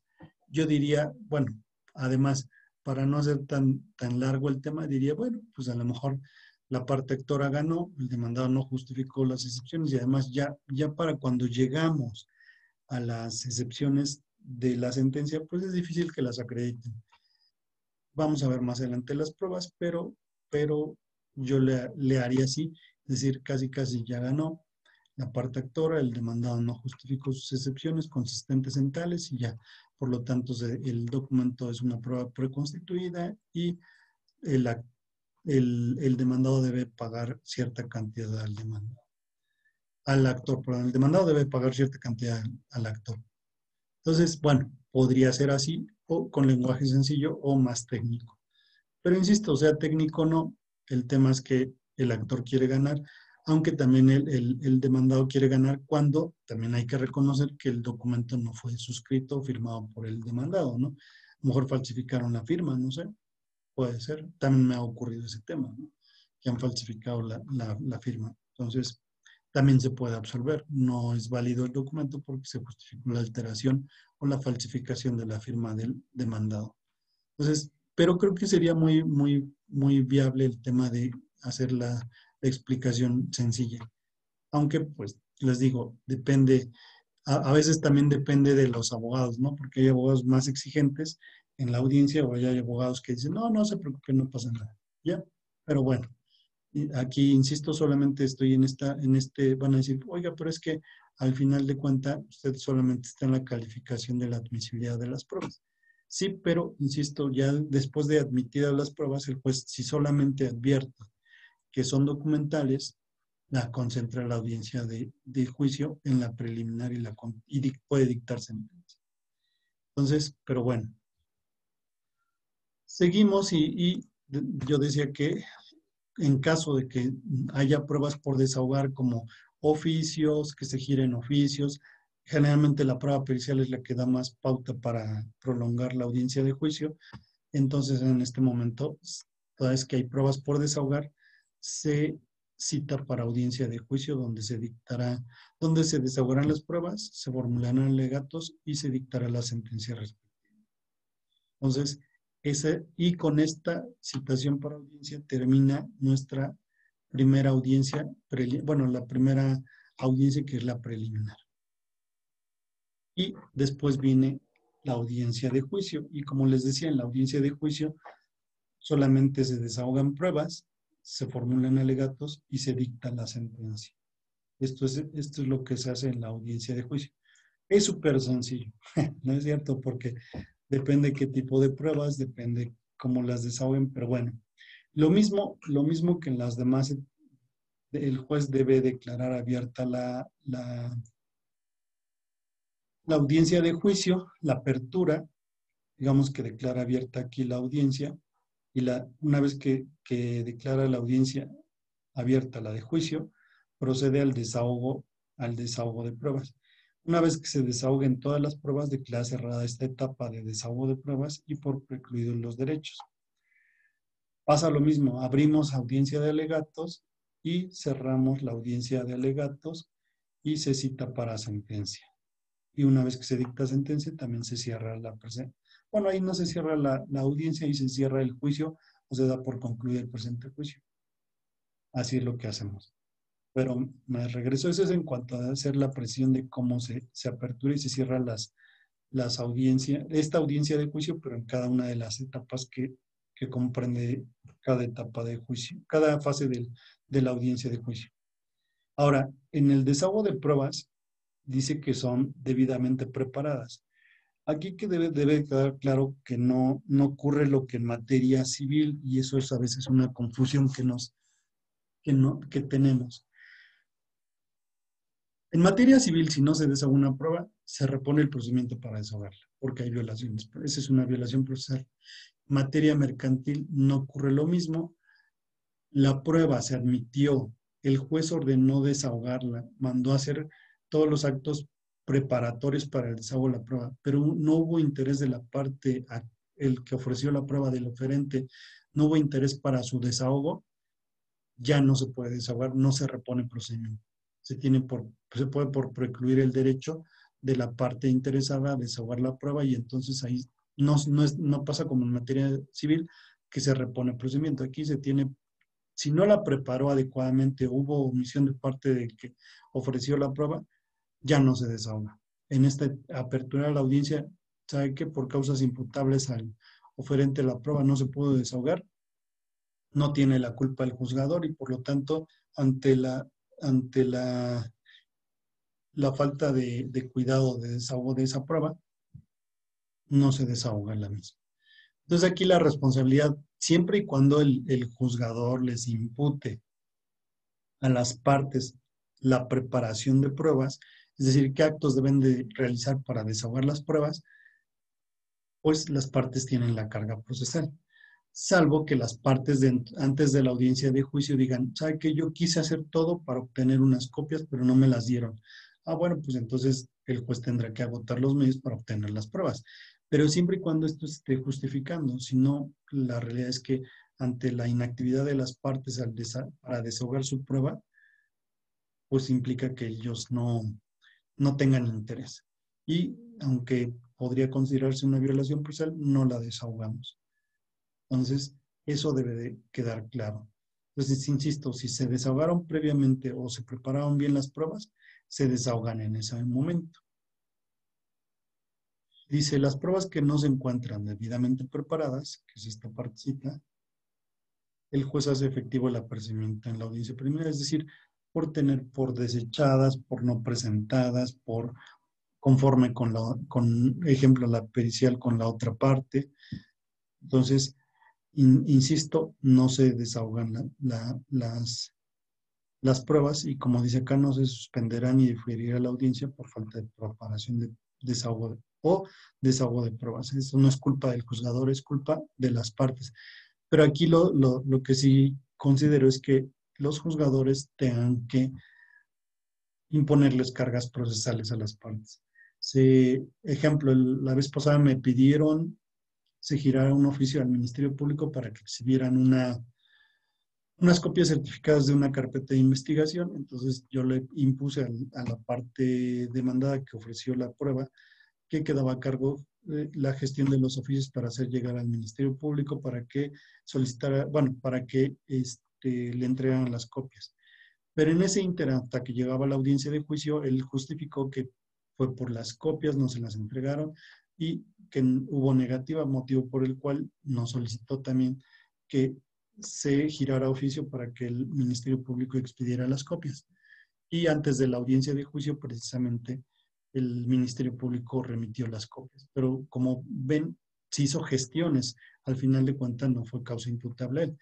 Pero ¿qué pasa si hubiera sido el mismo caso donde la parte actora pide exigir el oficio, no hacen el oficio, no gestionan el oficio de la parte actora porque el juez le impuso que la parte actora debía gestionar el oficio y no lo hace, y ante la llegada a la audiencia de juicio puede alegar la parte actora, oiga, es que no me dieron mi oficio, pero si el juez le impuso la carga de que él tenía que recoger el oficio y si no le daba trámite, se tenía por no presentada la prueba o no ofrecida, pues ahí se hace efectivo el apercibimiento. Entonces, sí creo que aquí es como un tip el hecho de que los juzgadores tengamos que imponer el tema de cargas procesales a las partes.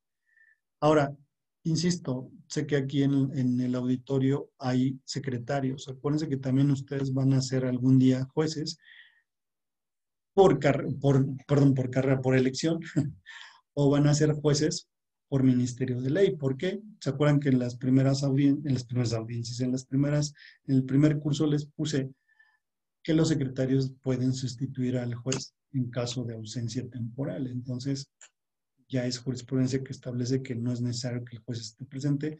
Quien lo supla, que en este caso es un secretario de acuerdos, puede hacer esto. Entonces, también se los dejo porque ustedes también como secretarios o quien lo sustituya al secretario y así para suplir al juez, que creen, tienen que hacer este tema este, de, perdón, tienen que hacer este tema de preparar la audiencia y ver lo de las sanciones que le pueden imponer a los litigantes para poder imponerle la carga de que no se desahogó la prueba por culpa del oferente de la prueba, pero sin ponerles cargas procesales. No sé si haya duda con esta situación de las pruebas, dudas o preguntas, algún cuestionamiento, nada. Sé que son muy inteligentes y todo, pero bueno. Luego, después de bueno, ya una vez que está, ya se desahogaron las pruebas, se declara cerrado la etapa de desahogo de pruebas. Si no se desahogaron por causas imputables a las partes con la sanción respectiva, entonces también se les impone y la carga de decir que se les tiene por perdido su derecho para el desahogo de la prueba o toda vez que no dieron cumplimiento a las cargas procesales, precluido su derecho para el desahogo de dicha prueba y se cierra la etapa de desahogo de pruebas. Y hasta aquí se cierra la etapa de desahogo de pruebas. Se aperturó y se cerró. Ahora, después de que se desahogaron todas las pruebas o no se desahogaron por causas imputables a las partes, se apertura la audiencia de alegatos, la etapa de alegatos o la fase de alegatos. Entonces se le concede el uso de la voz a la parte actora primero, luego a la parte demandada y una vez formulados sus alegatos, el juez declara visto el asunto para el dictado de la audiencia, de la sentencia. Obvio dice que aquí se tendrá 10 días para el dictado de la sentencia. En esta situación, pues depende, digo, 10 días son suficientes para dictar una sentencia, sí, pero digamos que son asuntos que son sencillos, pero hay asuntos que requieren un estudio, como por ejemplo en el caso de las pruebas periciales. Digo, además, si tuviéramos un asunto que, bueno, tenemos varios asuntos. Entonces, aquí depende que ustedes efectivamente cumplan con los plazos. La regla es que sí debemos cumplir con los plazos para el dictado, solo que aquí viene una situación que el juez señalar día y hora para la continuación de la audiencia de juicio, que implica el dictado de la sentencia, pero él puede justificar su actuar del por qué no lo fija en 10 días, la fija en 15, 20, en razón de que las pruebas desahogadas en esta audiencia deberán de analizarse y toda vez que desahogaron prueba pericial y todo. Ejemplo, en la prueba pericial, que es lo que más cuesta analizar. Pero además, insisto, ahora, yo estoy viendo o aquí estoy plasmando que la audiencia de alegatos ya estamos en esta fase, solo que se me olvidaba comentarles perdón, que me regrese a esta etapa de la audiencia de desahogo de pruebas. ¿Qué pasa cuando se presenta la pericial? Es lo más tardado porque se presenta, la pericial se admite, ya se admitió, se manda a preparar y desahogar. ¿Qué creen? ¿Qué pasa si los dictámenes son contradictorios? Se nombra tercero en discordia, se celebra otra audiencia donde hay una junta de peritos. E insisto, esta es la más tardada cuando hay dos periciales, las dos periciales son contradictorias, se requiere un tercero en discordia. Se tiene que citar a los peritos en esa audiencia para formularles preguntas por las partes o por el juez. Entonces es la prueba que más tardaría, pero esa es la prueba que daría pauta que los alegatos o este plazo de 10 días no se celebre dentro de 10 días el dictado de sentencia, se celebre o se lleva a cabo más por la naturaleza del juicio. Hay asuntos donde, por ejemplo, hay varios demandados y todos ofrecen su prueba. Entonces hay que analizar todo eso, ¿no? Entonces, pero bueno, eso yo estoy poniendo ejemplos sencillos porque ya de cada quien dependerá cómo lleve su audiencia para facilitar el desahogo de pruebas o complicarse uno mismo el desahogo de las pruebas, ¿no? Hay que ir previendo, como dicen, hay que ir analizando el tema a tal grado de ir adelantándose a lo que van a pensar la parte actora y demandada para el desahogo de pruebas. Porque necesariamente en el desahogo de pruebas es lo que va a determinar quién gana o quién pierde. Si no las prepararon, pues ya sabemos que ya perdió alguien, ¿no? Si las prepararon, pero hay que valorar las pruebas en el dictado de sentencia, pues sí también. Entonces, les insisto, se fija fecha, día y hora para la audiencia, la continuación de la audiencia de juicio que implicará el dictado de la sentencia. Generalmente sí se difiere porque, insisto, la concentración de la audiencia de juicio con la preliminar se puede siempre que sean documentales y efectivamente, como le dijo el director del centro de estudios, es que implica que se deba dictar la sentencia, pero insisto, hay casos en que se puede y hay casos que son complicados. Entonces, si en este caso los 10 días no son suficientes, se citará para otra audiencia más, pues no se cumple el plazo, pero pues yo creo que valdrá la pena ampliarlo si se dicta una buena sentencia. El tema es que no van a estar conformes tampoco las partes, ¿no? Entonces, en este caso, como les decía, se apertura el dictado de la sentencia, la etapa del dictado de sentencia, se expone aquí, como dice, oralmente y de forma breve los fundamentos de hecho y de derecho que motivaron la sentencia, se leen los puntos resolutivos y se firma la sentencia en ese acto. También desde aquí faltaría un punto que desde que si la van a explicar, si están presentes por lo menos una de las partes, entréguenle copia de la sentencia. ¿Para qué? Entreguen la copia para que ellos hagan válido su derecho de aclaración de sentencia. Es decir, mientras ustedes están aquí, exponen oral y de forma breve, están desahogando este punto, ellos ya están leyendo la sentencia. Para que antes de que concluya la firma, antes de que la firmen, ¿qué ocurre? Ellos pueden hacer alguna aclaración en ese momento, que es el derecho que tienen de la aclaración de sentencia, para el fin de que a lo mejor si hay error de dedo, algún tema que haya duda, o se equivocaron de nombre del actor y le pusieron demandado, no sé, detallitos como esos, antes de que se firme, se corrigen. ¿Qué pasa si hay aclaración de sentencia? Si la presentan en ese momento, se le da vista a la parte contraria y en ese momento se aclara. ¿Qué pasa si hay que aclarar varios puntos? Pues suspendan la audiencia, suspendanla ahí 10, 15 minutos en lo que corrigen la sentencia, la vuelven a entregar y ya. Ahí mismo se puede hacer, digo, nada más si suspenden la audiencia o hacen un receso para el efecto de hacer las aclaraciones respectivas, qué tiempo les llevará, 15, 20 minutos, la suspenden o hacen un receso de 10 minutos para la aclaración, regresan, vuelven a entregar la copia ya corregida y ya se tiene por desahogada ese dictado de sentencia. Es lo que yo sugiero, ¿eh? Y hecho eso, se firma, ya que estén de acuerdo las partes, se firma y, insisto, como ya previamente se les entregó la copia, ya se cierra la etapa bueno, no la etapa, ya se cierra el juicio formalmente porque ya se dictó sentencia. No sé si hasta aquí haya dudas o preguntas, sé que hay muchas y va a seguir habiendo porque esto no, es de nunca acabar. Diario aprendemos algo. No sé si haya dudas, preguntas. Faltan muchas cosas, ¿eh? La verdad es que me hubiera gustado, por ejemplo, el tema de las pruebas, el tema de bueno, está lo de la prueba confesional, testimonial, pericial, que es importante. Ojalá puedan, creo que, no sé si el director estuvo o no sé quién organizó la conferencia de la prueba pericial hace unos meses, o mes y medio, dos. No sé si fue usted o fue a través del consejo.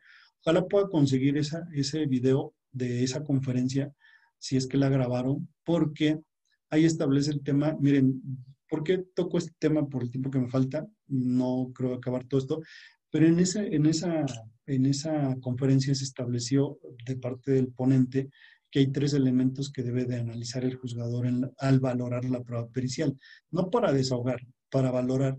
¿Por qué pongo esto del tema de la valoración de la prueba pericial? Porque los colegiados, el primero y segundo colegiado, han determinado tres elementos para valorar la prueba. Ahora, ¿por qué?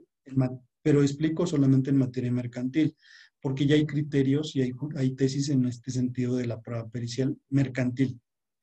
El primer criterio es que si los peritos designados por las partes son imparciales, es decir, si no los recursaron, si no hay algún elemento que determine que es familiar de alguien, de las partes, esto, es decir, que sean imparciales. El segundo elemento es que tengan los conocimientos, es decir, si ofrecen la prueba pericial en grafoscopía, debe acreditar con una cédula o título o documento que acredite la especialidad en grafoscopía. Si no la tiene o no la acredita, no cubre ese elemento y por lo tanto desde ahí ya no se valora la prueba o cualquier otra materia. Y el tercer requisito es que, en cuanto a la prueba pericial, su valoración es que la prueba pericial en materia mercantil debe desahogarse con los puntos concretos. ¿A qué voy? Ejemplo, en materia mercantil, la mayoría de los asuntos se deben desahogar con ejercicios caligráficos para comparar la firma cuestionable con los ejercicios caligráficos. Ejemplo, si una de las partes ofrece la pericial y dice, pido que se hagan 10 ejercicios caligráficos, el perito tiene que analizar las 10 firmas, más la que está cuestionada. ¿Qué creen? Muchos peritos me piden hasta 40 ejercicios y solo analizan 10, 15. El no analizar todas las firmas genera parcialidad en el perito. O sea, nos dan parámetros al momento de valorar. Y hasta hoy, bueno, ese es en cuanto a la prueba pericial, el desarrollo de su pericial. Si manejan 10 puntos concretos, tiene que contestar los 10 puntos concretos. No puede excederse, no sé si recuerdan el tema del amparo que dice que el perito no puede excederse en sus respuestas ni limitarse en sus respuestas. Es decir,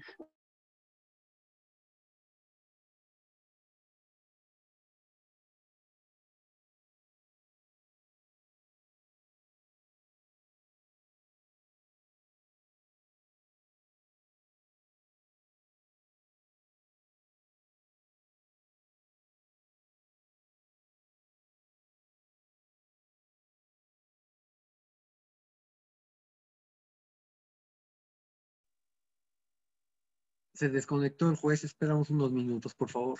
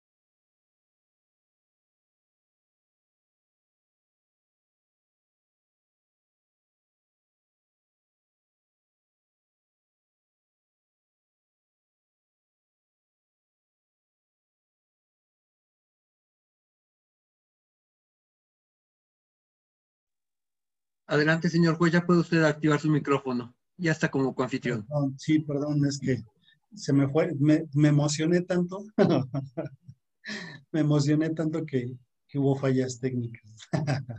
Bueno, no, ya nada más para concluir, estábamos en la prueba pericial,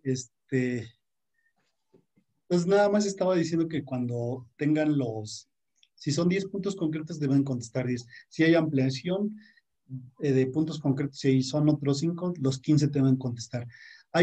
Si no, ¿a qué voy con esto? Con el tema de la valoración de la prueba pericial, sí deben de analizar muchas cosas importantes y ese video que ojalá pueda conseguir el director lo pueda subir.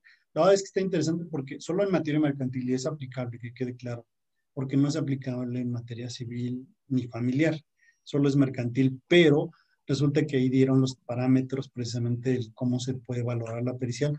¿Y por qué lo hago con este tema de la pericial? Porque es la que generalmente nos ofrecen para desvirtuar la firma o no, para decir que se alteró o no el documento. Pero ¿qué pasa si no reúnen esos 3 parámetros que ya les decía?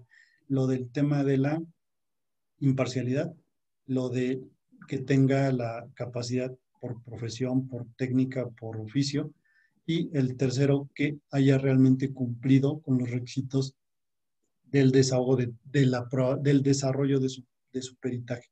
Si falta uno de esos, la pericial ya no sirve. Entonces, con esto concluyo porque es muchísimo, muchísimo. Les decía que me faltó mucho tiempo, pero bueno, disculpen la tardanza y la incertidumbre en que los dejé unos segundos. Era con esa intención de que se quedan. ¿Qué va a decir? ¿Qué va a decir? Miren, ¿qué pasó? Gracias, señor director. Gracias, señor juez. Gracias por su presentación. A mí me hubiera gustado poder disponer de más tiempo para usted, pero bueno, usted tiene su agenda y también están preparados ya los ponentes que participarán en el siguiente módulo. Eh, me queda, me queda claro